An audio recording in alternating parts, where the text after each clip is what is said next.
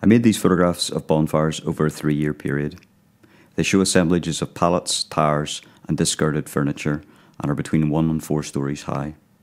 I photographed them mainly in Belfast, where they are built in at least 100 sites in Protestant areas.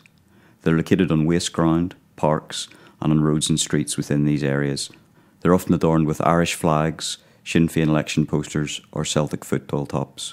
And all of these and the stacks are burnt at midnight on the 11th of July. And this is part of a larger celebrations over what is seen as a great victory of Protestant forces over Catholic forces in 1690. I think there's something about the anarchic drive behind the building of these large, unregulated structures across the city that I find intriguing. If I tried to assemble a 3-story pile of pallets and tires in downtown Belfast, it would be taken down in hours.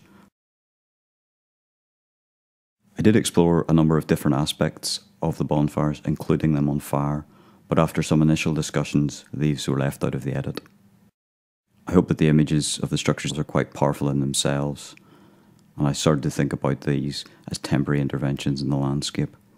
And I think it's that landscape tradition and these things situated in an environment that interests me most.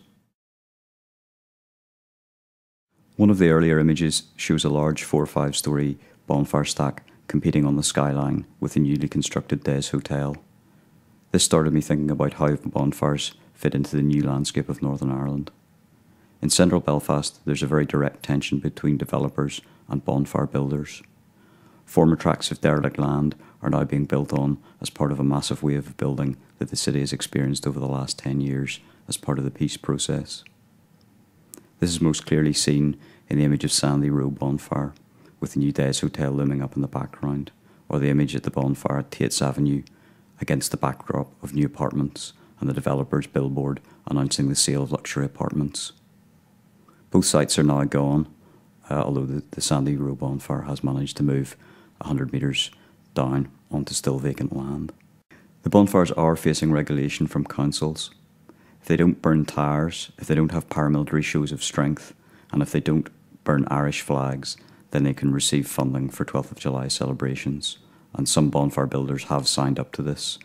A few areas have switched to lighting smaller beacons.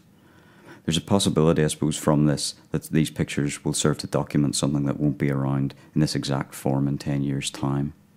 The broader 12th of July celebrations have been rebranded as Orange Fest, and it'll be interesting to see if bonfires become subject to this type of rebranding and remarketing.